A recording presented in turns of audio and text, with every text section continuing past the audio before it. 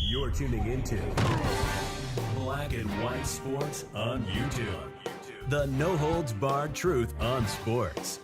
The main event starts now. All right, Black and White Sports supporters, we're going to talk about the New York Jets and the Cleveland Browns. There's a big game Thursday night, Jets-Browns, and what that means is Joe Flacco, of course. And we all know Joe Flacco has went out there and he is having a career resurgence, a almost storybook resurgence. I compared it. You've heard me compare it to Kurt Warner, sort of his second round with the Arizona Cardinals, his second act. And I think it was really ultimately that act that eventually got Kurt Warner into the Hall of Fame. Because, well, let's face it, if you lead the Arizona Cardinals to a Super Bowl, even if you don't win, if you got that one under your belt, then you go to another one. And you go to another one with a franchise that hasn't ever done anything. Now, Cleveland Browns have had some success, but we know the cupboard's been pretty bare for the most part there, all right? Now, 2 of these 3 playoff years have come with Stefanski. Over the last couple of years, clearly, I like him as a coach. I mean, he navigated all that Watson drama earlier in the year, the I quit game from Watson, and then Watson's out for the rest of the season, which it does raise an interesting question. Would the Browns be in the same spot they're in right now with Deshaun Watson as their starter? That just hit me just now while we were talking. I'm like, or would there have been some random ill-timed pick six, a fumble, something that would have happened? Because think about it. If he hadn't gotten hurt, Joe Flacco wouldn't even be on this team right now. You wouldn't be able to pull him off the bench because, remember, people started calling him as the season went on. But guess who did not call him? And I can't believe it.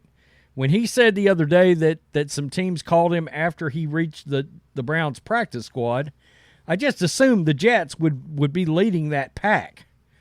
I did. Now, I've said, there's been a lot of talk. Would Robert Saleh and Joe Douglas end up being without jobs? Would one of the two end up being without a job? And Aaron Rodgers sort of came out and talked them up and sort of saved their asses. Oh, well, it's all about the next 2 years now. Okay? But I said, Joe Douglas should be fired for one reason and one reason only. That he committed general manager malpractice by not reaching out and signing a veteran backup quarterback or a veteran NFL quarterback. And I'm not talking about Trevor Siemian. I'm not. I'm talking about Flacco. I'm talking about Carson Wentz. I'm talking about Colt McCoy. I'm talking about trading for Case Keenum, right? Or some reaching out to the Commanders, trading for Jacoby Brissett, a guy that's actually started real NFL games and had real NFL success.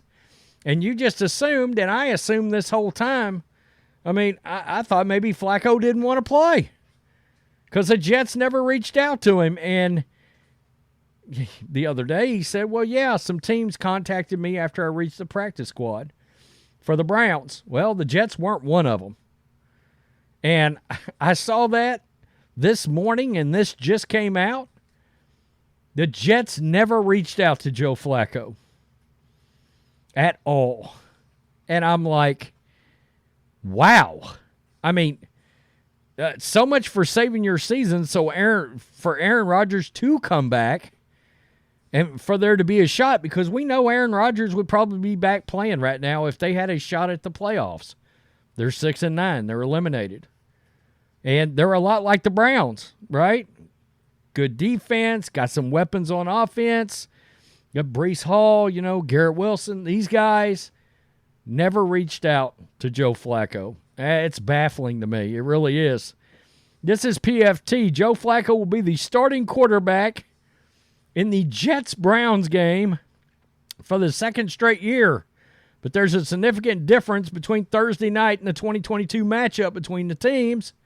Flacco is starting for a Browns team that is close to clinching a place in the playoffs this season, and he was piloting the Jets as a fill-in for an injured Zach Wilson early last season. It was a memorable game for Flacco because he threw 2 touchdown passes in the final 1 minute and 22 seconds of the game to pull off a 31-30 comeback win in Cleveland. On Tuesday, Flacco called the game, quote, definitely the craziest finish and therefore pretty damn memorable when speaking to reporters. He was also asked how he felt about the Jets not giving him a call to try for something similar after Aaron Rodgers was injured the opening week of the season, and Wilson showed that he was not the right man for the job. Quote, it is what it is, Flacco said, via Zach Jackson of theathletic.com. Happy to be where I am for sure. Lots of guys in that locker room I respect. The only reason it crossed my mind is because people asked me, hey, are the Jets going to call you? The lack of a call worked out really well for the Browns, and Flacco will try to keep the good times rolling on Thursday night. And Robert Saleh made some comments about Joe Flacco as well, and comparing him to a Ford pickup truck. Robert, I'm sure you're not too deep into your Cleveland work yet, but what do you think of what old friend Joe Flacco is doing out there? And when you see those numbers from Amari Cooper yesterday, what are your thoughts? Joe's awesome.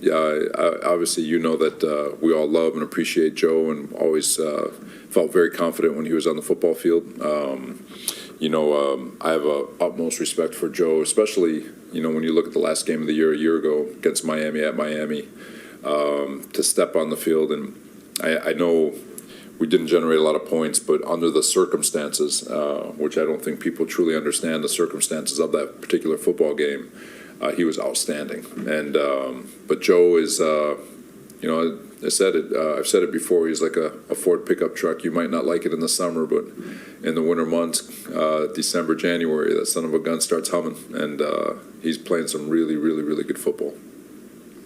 All right, so he compared him to an old Ford pickup truck. Now, I've got no issues with that. It is odd that he said, I mean, wouldn't it be harder to crank in the winter when it gets cold and the battery and all that? I mean, I always found my cars started and ran better in the spring and the summer, not the other way around. But, okay, I found that strange, and I understand what he was trying to get to. But the most surprising part about all this is that the Jets never even reached out to him. Even though he had so much connective tissue and the guys on that team knew him, we're talking about 3 seasons with the New York Jets. And I found the entire lack of a process in trying to land a legitimate backup quarterback with the Jets after Aaron Rodgers' injury, and not even a backup quarterback, a former starter, all right, somebody that could come in that's had significant playing time as a starter. And Joe Douglas just didn't get anybody. I don't consider Trevor Siemian one of those guys or a Brett Ripien at all. I'm talking about a veteran, Colt McCoy, Carson Wentz, Joe Flacco. Nope. And I said that reason and that reason alone, Joe Douglas should be out, I think, with the Jets. And I also think that's the reason the Jets aren't sitting here with 8 wins right now. And at least in the playoff picture, Aaron Rodgers would be back right now playing. He didn't do what he should have done with the veteran quarterback position, with the quarterback position after Rodgers' injury. It's crazy. It is. When I saw that a few minutes ago when it came out and Flacco said, yeah, the Jets were not one of the teams that called me. What? I mean, I just assumed the Jets did call him and he told them no. Like when he hit the Browns practice squad, he said the phone started ringing. I just assumed the Jets were one of the people, one of the organizations. Nope, no Jets. What is Joe Douglas doing? Wow, unbelievable.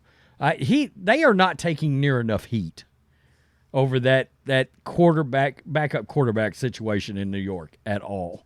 Tell me what you think. Peace. I'm out. Till next time. Thanks for watching the show. Be sure to like, comment, and subscribe.